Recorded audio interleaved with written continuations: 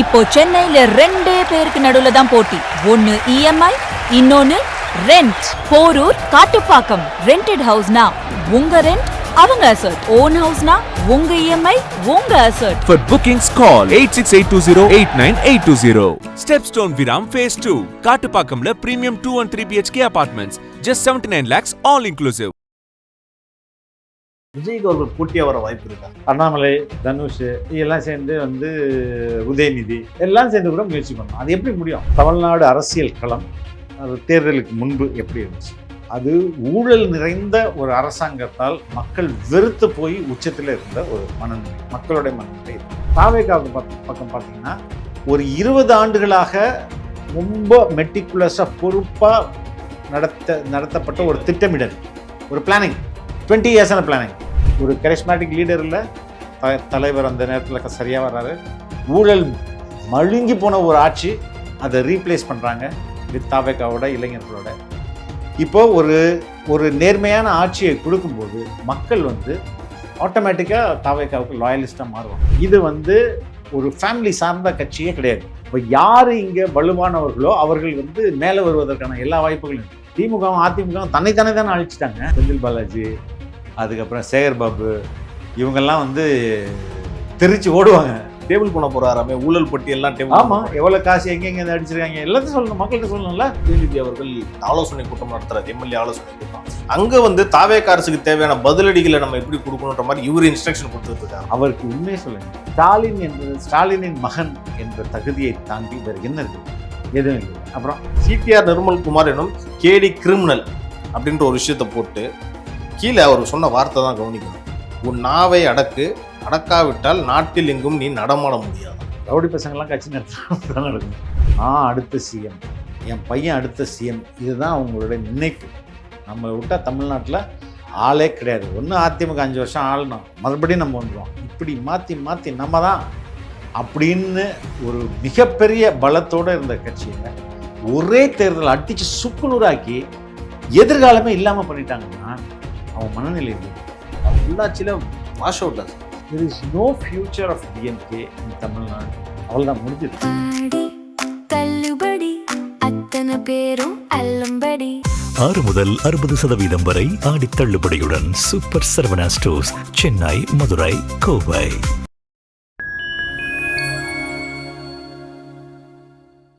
Fine time நேயர்களுக்கு வணக்கம். இன்று நம்மோடு இணைந்திருப்பவர் தாவேகாவின் தேசிய செய்தி தொடர்பாளர் திரு ஃபெலிக்ஸ் ஜெரால்ட் அவர்.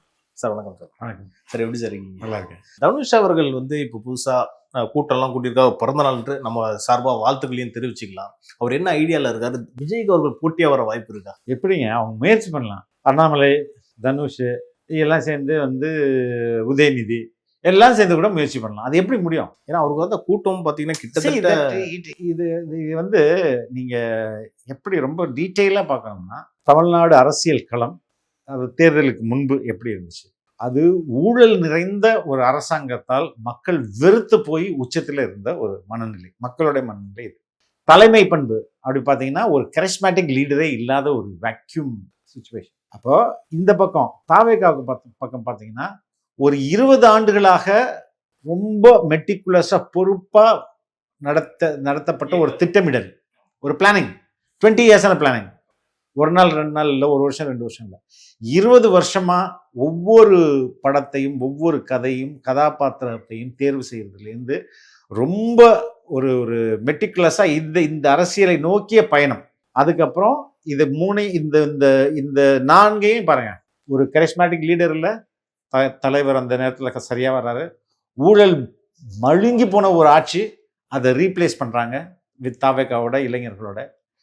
இப்போ ஒரு நேர்மையான ஆட்சியை கொடுக்கும்போது மக்கள் ஆட்டோமேட்டிக்காக தாவேகாவுக்கு லாயலிஸ்டாக மாறுவாங்க, லாயலிஸ்டாக மாறுவாங்க. இப்போ ஒன்றும் இல்லைங்க, ஒரு பாட்டிமா இதுக்கு முன்னாடி ஒரு 500 ரூபா கேட்டுட்டு இருந்திருப்பார். ஒரு பட்டா வாங்குறதுக்கு 500 ரூபா, 1000 ரூபா, 2000 ரூபாய் கேட்டிருந்தார். அவர் போயிட்டு, இல்லைம்மா இந்தாங்கம்மா பாட்டி, நீங்கள் எடுத்துங்க, காசுலாம் வேணாம், பட்டா இருந்தாங்க அப்படின் போது அவங்க அவங்க மனநிலையில் என்ன இருக்கும்?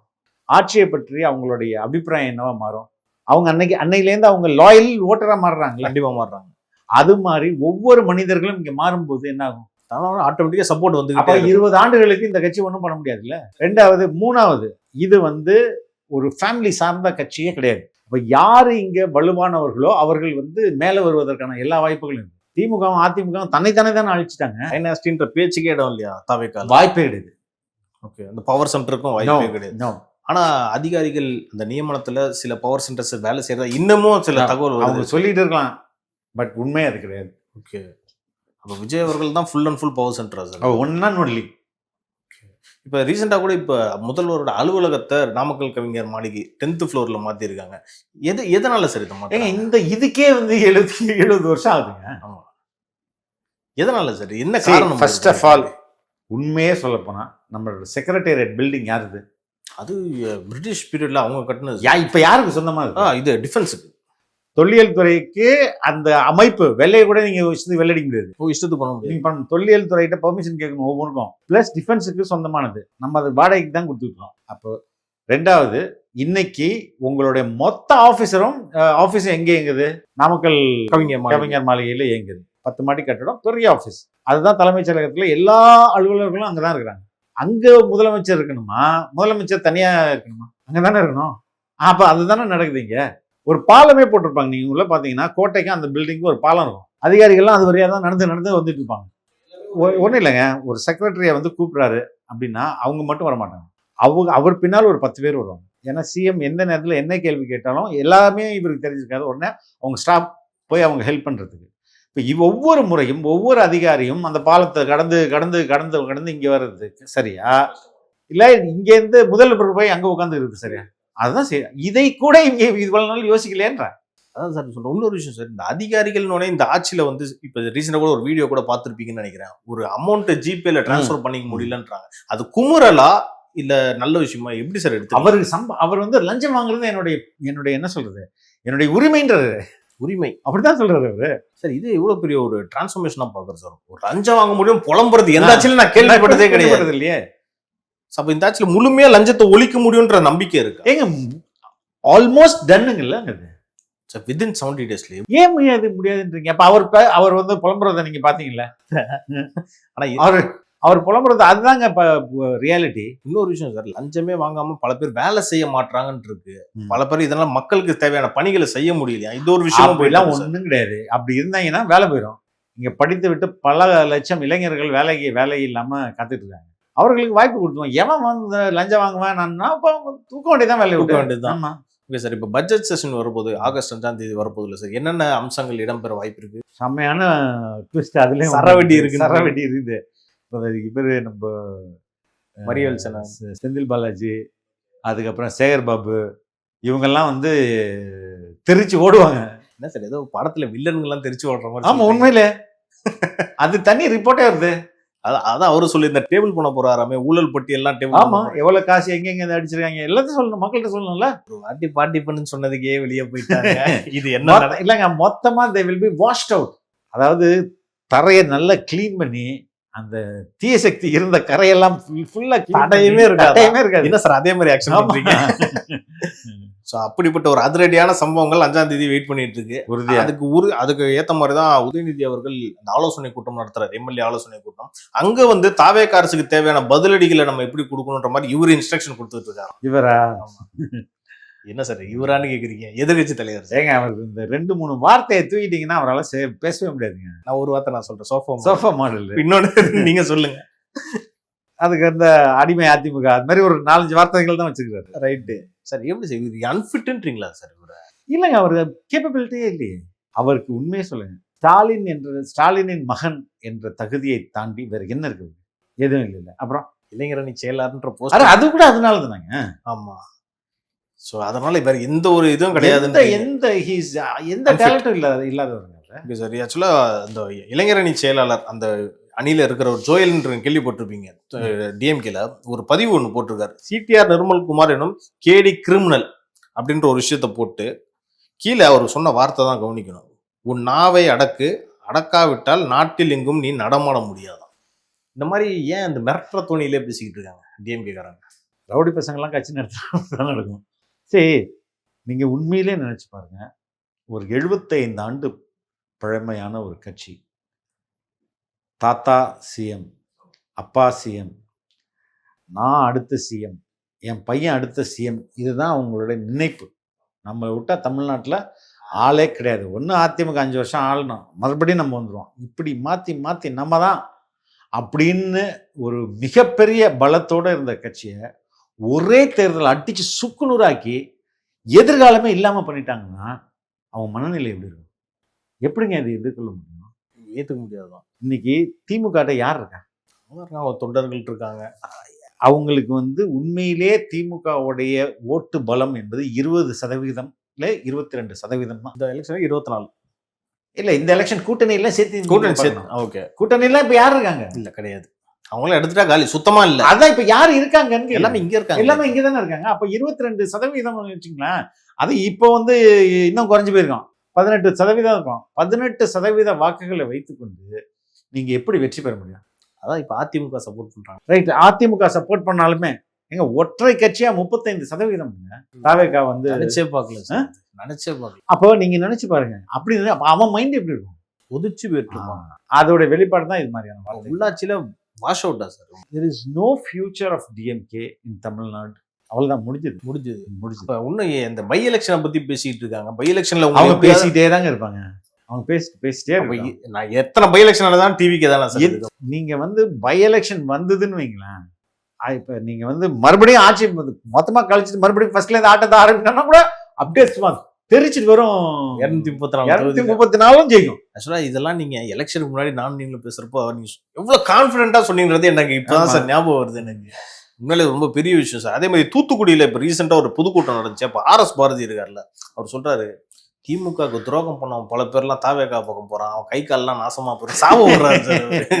என்ன சார் இது பகுத்தறிவு பேசுற கட்சி சார்? ஆமா, என்ன இல்லைங்க, அவங்களோட மொத்த எதிர்காலமும் காலிங்க. அப்ப நீங்க என்ன செய்வீங்க? அப்ப அறிவாலயத்தை போட்டு கிளம்புறாங்க. அவ்வளவுதான், போட்டுட்டு கிளம்புங்க. செலவு மிச்சம். See, they have money.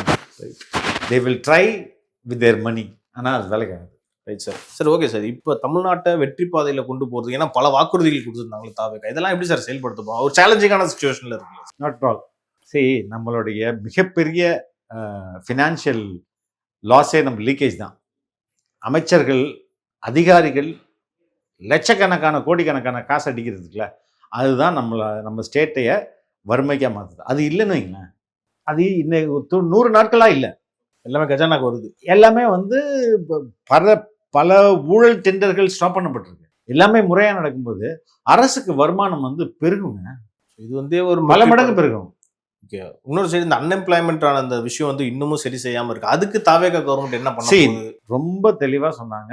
we will have ஒரு ஷெட்யூல் போட்டு ஒவ்வொரு முறையும் ஒரு டைம் டேபிள் போட்டு டிஎன்பிசியில் எக்ஸாம் நடத்தி வேலை பண்ணுவாங்க. But it is just 100 days.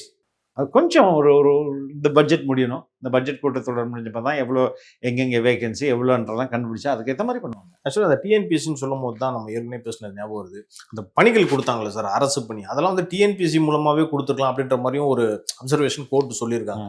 இந்த மாதிரி பல பேர் நாளைக்கு கேட்பாங்க, பல கூட்டத்தில் இறந்தவங்க நாளைக்கு கேட்பாங்கன்னா உங்களுக்கு சிக்கலாவாதா? அதனால ஸ்ட்ரைக் டவுன் பண்ணுன்றாங்க. இது எப்படி சார் எடுத்துக்கிறது? சரி, இதுக்கு பின்னாடி இருந்தது யாரு? நான் அதுதான் பார்க்குறேன்.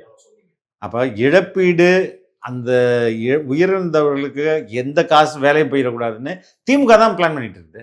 அவனுங்க எண்ணத்தை பார்த்தீங்களா, இது எவ்வளோ நல்ல நம்பிட்டு.